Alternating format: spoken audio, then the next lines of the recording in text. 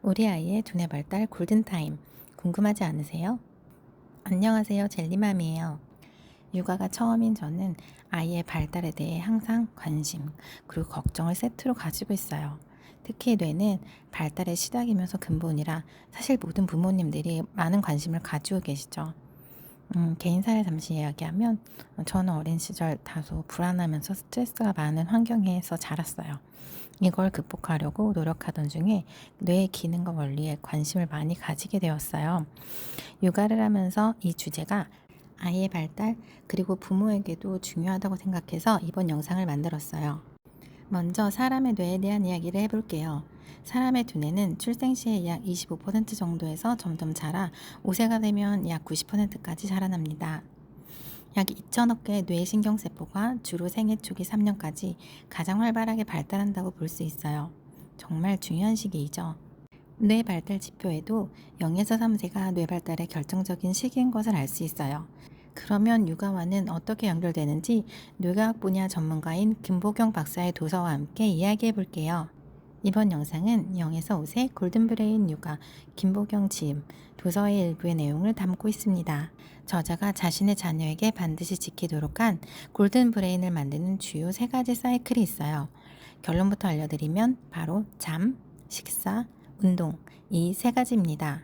너무 평범해서 놀라셨나요? 하지만 보고 난 후의 깨달음은 평범하지 않으니 같이 해주세요. 첫 번째 사이클, 잠은 에너지를 충전해 줄 뿐만 아니라 하루 동안 쌓인 정보를 정리하고 청소하며 고치는 시간입니다. 수면 문제는 암, 당뇨, 심장질환, 알츠하이머 등을 유발하고 성장 호르몬에 영향을 주는 것은 우리도 많이 들어서 알고 있어요. 이뿐만이 아니라 바로 기억력을 강화하는 기능을 하지요. 그리고 기억을 정리해서 재배열하고 그리고 정교하게 만드는 모든 작업이 우리가 자는 동안 이루어져요. 우리 뇌에서 이 역할을 하는 도구도 자는 동안 계속해서 업그레이드하는 중이고요. 하버드 의대 연구에 따르면 3세에서 7세에 잠이 부족한 아이들은 약 7세에 실시한 인지검사에서 집행 기능이 낮은 것으로 판단되었어요. 존스 홉킨스 의대의 연구팀도 수면 무호흡증이 아이의 기억과 학습, 집행 기능에 결함을 일으키고 이 기능과 관련된 뇌 부분의 신경 손상에 대해 이야기했습니다. 쉽게 정리하면 수면 문제가 단기적으로는 인지 학습 능력 저하, 장기적으로는 뇌 발달 저해, 신경 손상으로 이어진다는 이야기예요. 또 한 가지 아주 중요한 문제가 있는데요. 바로 ADHD 아이들이 수면 부족과 수면 장애를 동시에 가지고 있거나 다른 아이들에 비해서 낮에 졸음에 시달리는 경우가 많다고 합니다. 수면 부족의 증상은 ADHD 증상과도 많이 닮아 있는데요. 이걸 개선하면 ADHD 증상 완화에도 도움이 되었다고 합니다. 우리 아이의 수면 패턴의 원칙은 아이의 활동 주기에 맞아야 한다는 거예요. 잠에 영향을 주는 빛, 온도, 음식, 운동량, 소리, 특히 사람의 말소리가 잠을 깨워요.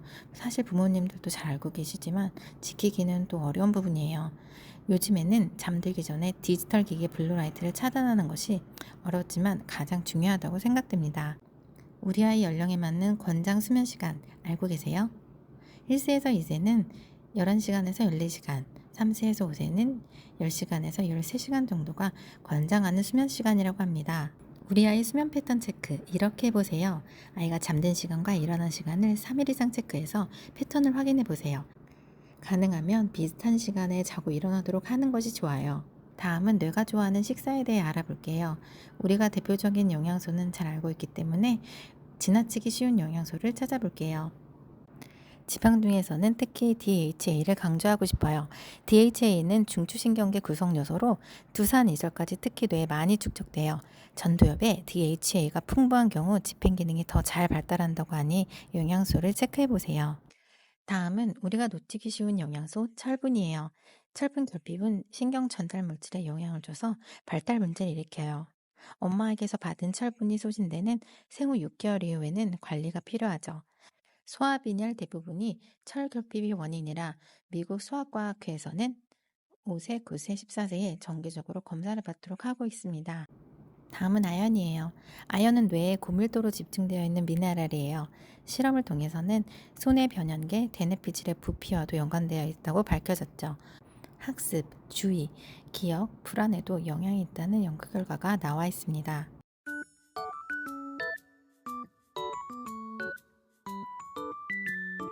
이렇게 뇌의 필수적인 영양소들을 알아보았는데요.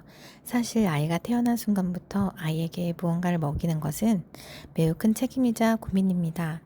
저희 아이 젤리도 잘 안 먹는 아이여서 육아의 가장 큰 어려움은 식사라고 말해요. 끼니 챙기는 것만 해도 보통 일이 아니니까요. 그래서 일상에서 특별히 부족한 영양소나 성장에 관련한 요소를 체크하는 방식으로 하나씩 해 나가는 게 중요해요. 저희 아이는 아침을 늦게 먹으면 점심시간을 늦추거나 양을 꼭 조절해요. 그렇지 않으면 대부분 안 먹을 확률이 높고요. 특히 밥은 적게 먹는데 간식 떡볶은 너무 잘 먹어서 배는 부르고 영양은 부족한 상황이에요. 그리고 물을 너무 적게 먹어서 수시로 챙기고 있는데 시중에 당근 사과 주스를 너무 잘 먹어서 그걸 많이 주면 될까 했는데 역시나 순수 물을 주는 게 가장 중요하다고 합니다. 세 번째 사이클, 운동. 우리 아이는 왜 잠시도 가만히 앉아 있지 않는 걸까요? 이건 어른 기준으로 너무 움직이면 산만한 거 아닌가 하는 생각에서 자꾸 말하게 되는 것 같아요. 사실 움직이지 않으면 아이는 모든 면에서 레벨업을 할 수가 없죠. 몸은 더 약해지고 잘 다치고 또 비만해지고요. 연구 결과 운동은 뇌 유래 신경 영양 인자를 높이는데 이것은 뇌 뉴런을 연결하는 단백질로 신경 가소성의 기능을 향상시켜요. 운동이 만들어내는 산소 공급과 울림도 장 단기 기억력 향상에 중요한 역할을 해요. 우리 아이가 앉아있기를 힘들어하나요? 세 가지 운동 능력을 체크해 보세요. 오래 앉아 있는 것은 집중력이 훈련되기보다 몸의 코어 근육을 약하게 할 수 있어요. 오히려 점점 몸을 기대거나 눕게 되어서 허리 근육이 약해지는 악순환에 빠집니다. 간단하게 걷기, 달리기, 매달리기, 사다리 타기의 공놀이를 추천해요. 오늘은 우리 아이 뇌 발달을 위해 꼭 필요한 세 가지를 살펴봤어요. 중요한 내용만 쉽게 정리해서 소개하려고 했는데 조금은 어려운 내용이 아니었나 싶어요. 소개한 세 가지 사이클은 뇌의 뿌리를 만드는 기본 중 기본인데 그래서 더 실천하기 어려운 것 같아요. 책에는 총 6가지 사이클이 나와 있고 이 영상에서 다루지 못한 내용들도 있는데 다른 주제에서 소개하도록 할게요. 신청해 주셔서 감사합니다.